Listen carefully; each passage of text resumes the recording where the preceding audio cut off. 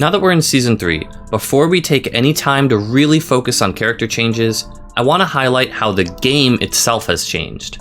So last time we talked about the general big picture for the changes to all of the assists in the game, but today I want to talk about dragonrush and I want to talk about vanish. Dragonrush in particular has a lot of substantial changes to it this version, and some of them people aren't even really talking about.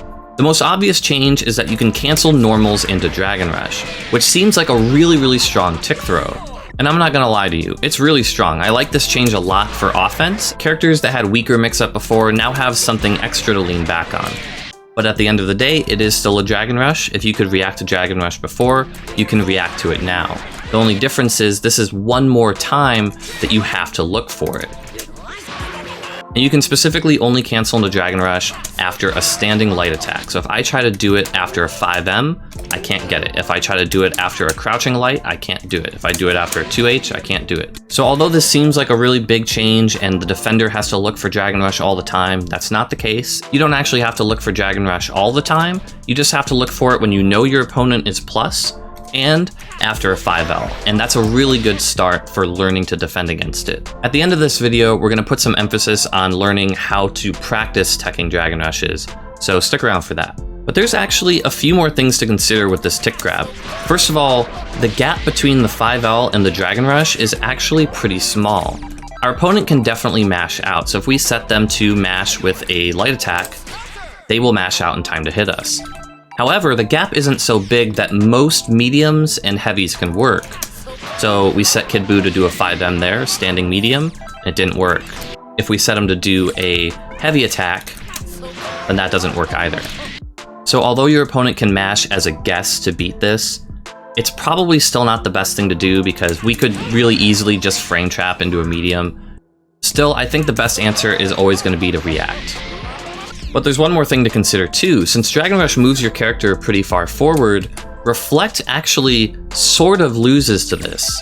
So if we set our opponent to do back and the special button, this means they'll be reflecting as a counterattack option. So let's actually practice with this. The dragonrush still stays in even if our button gets reflected. This means that pretty much every character should have a reflect-proof option on offense besides just hard calling out the reflect and waiting for it. You can have your mix-up, and you can beat reflect at the same time. I'm pretty sure if someone were to reflect and then also mash, they would probably be able to beat this though. Alright, so I set the bot to do 5L into dragonrush, and let's try reflecting and hitting a button. So as long as we're quick, we'll still hit the dragonrush. But again, we have to be quick. If we wait to see that we reflected them, and I try to hit a button like right there, we're gonna be too late.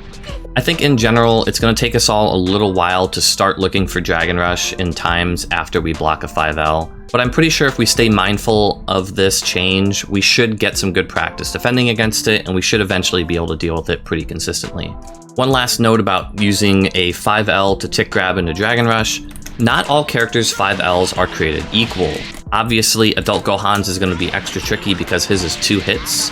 I think most people are going to be looking for a single 5L in the dragonrush, and that's what's going to help them look for it and recognize it and be ready for it. But characters with weird, multi-hitting 5Ls might be extra good in this situation.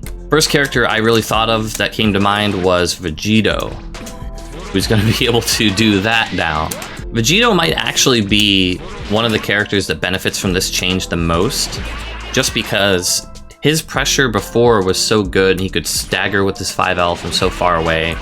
Now you also have to deal with the dragonrush coming right afterwards. And obviously any character with giant 5Ls is going to be able to benefit from this a little more than other characters too. So specifically Android 16 might be a really good character to do this with. Android 16, Cooler, Z Broly, anyone with a big 5L, this is going to be a really cool option for them, especially if they didn't have good mix-up before. I think as the season progresses, people will definitely get more used to defending against 5L into dragonrush. So you're going to have to adapt too. You can't do this every time. You're going to have to remember, sometimes I need to frame trap, sometimes I need to overhead, sometimes let's just do nothing and maybe go for a cross-up. The more things that you give your opponent to look for, the better the dragonrush is going to be. So the other way of thinking about it is now that we have this option off of 5L, this means that our other options like just doing a 6M or if we have a different overhead like with Adult Gohan, or if we have a command grab.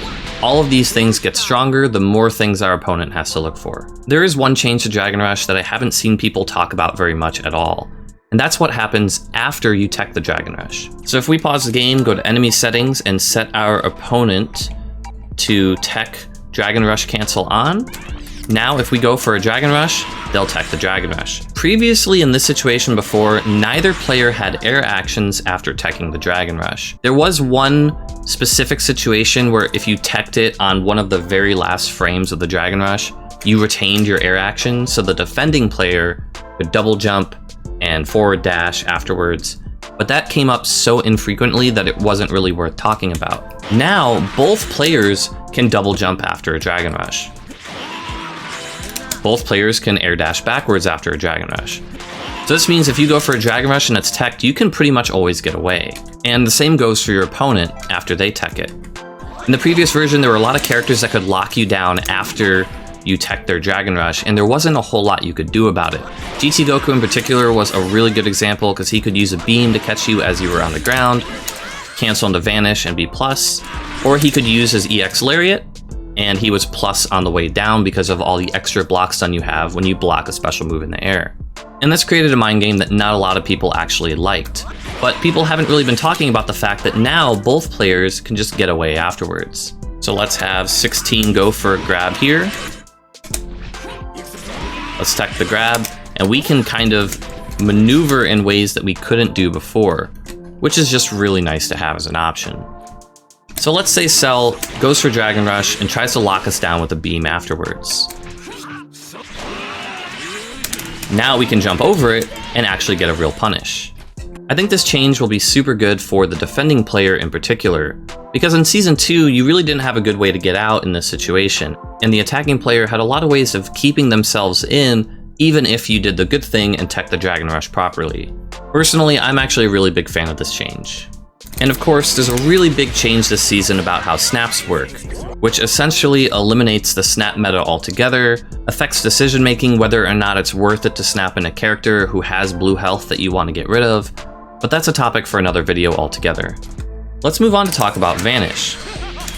Vanish got an interesting change this season where you can cancel Vanish into Super Dash and Specials. But there's some restrictions on this, and there's some situations where it makes more sense to use this than others. The first thing you'll notice is that you can't do it all the time. If I try to cancel into Super Dash here, it doesn't come out. If I try to cancel into Specials, it doesn't come out there either. So why does it work this time, but it doesn't work other times? And the answer is basically just if you get the wall bounce with the Vanish, aka you did it in a combo, then it's gonna work. And this means that if they block it, you don't have any special ability to do Vanish into Super Dash. I can't do Vanish into Special. You get the idea. So essentially, this just opens up combo possibilities that weren't there before. Keep in mind that even when your opponent's on the ground, Vanish is always an airborne move. So just keep in mind that you can only cancel into air specials. So unfortunately, a character like Hit, who just doesn't have any special moves in the air at all, doesn't really get to take advantage of this the same way that some other characters might. I think canceling into Super Dash has some practical applications, since it's going to let you get some easy side switch combos that are going to work with pretty much every character. Just keep in mind that obviously this won't work if you already use Super Dash earlier in the combo, it just won't come out. But how can we take advantage of the special cancel? Well, at the moment, it's not very clear how that's really supposed to be used. A lot of characters don't seem to have a lot of special moves that can take advantage of this.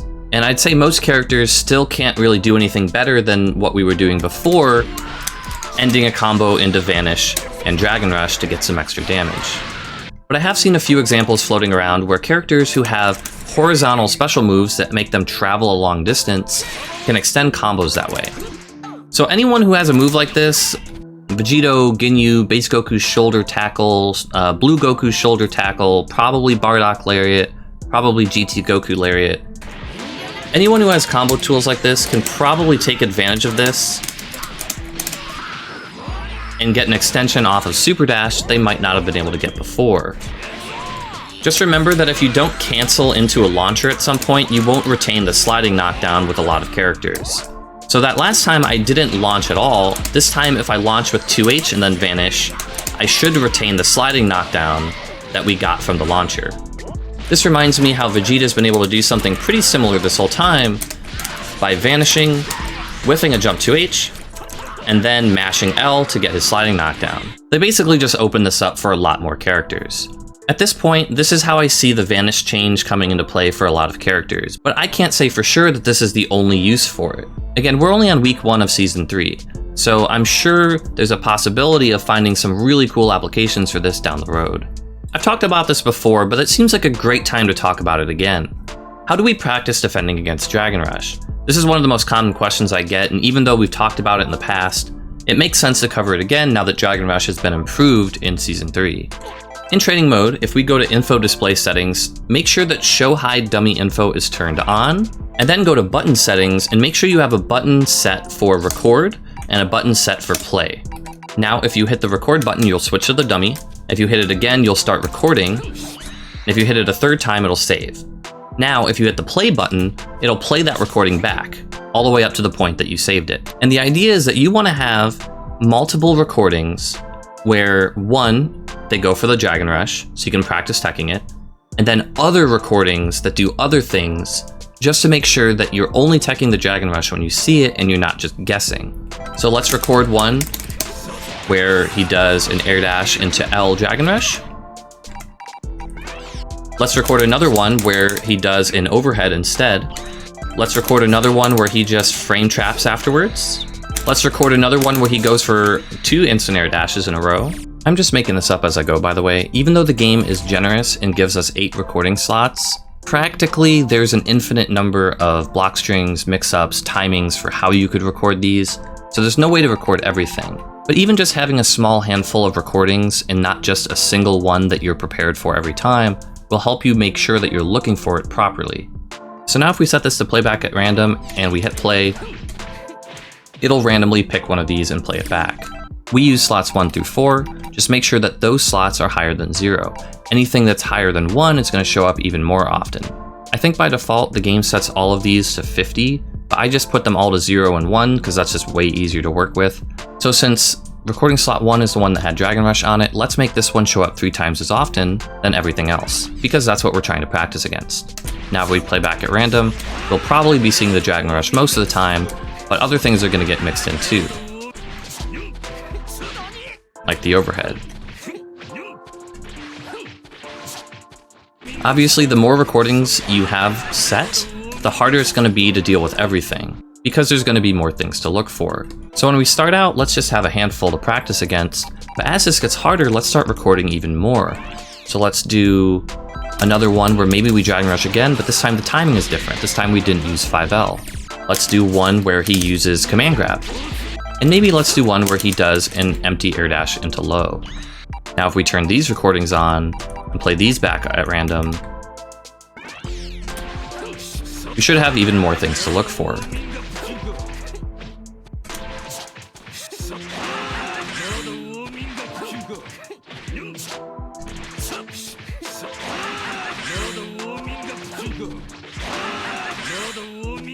By the way, when I'm reacting to dragonrush, I usually react by hitting L plus M together to get my own dragonrush. But you can actually tech with any button you want. I just hit M on its own that time. I just find that teching with my own dragonrush is a little bit more consistent, but that might be a placebo effect on my part.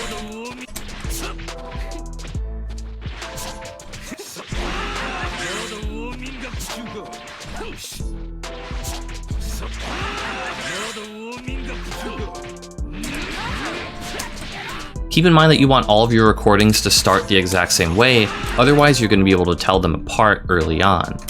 You want them to all look identical so that you're forced to actually react to them. And remember, you can do this for any character, for any problem you're having on defense. You can find a way to set up a recording to help you practice against it. Anyway, I hope this could help you in one way or another. If you're interested in continuing to learn Dragon Ball FighterZ with me and other fighting games, feel free to subscribe to the channel and follow me on Twitch to see when I go live. We'll be covering more Season 3 stuff soon. Thanks for watching.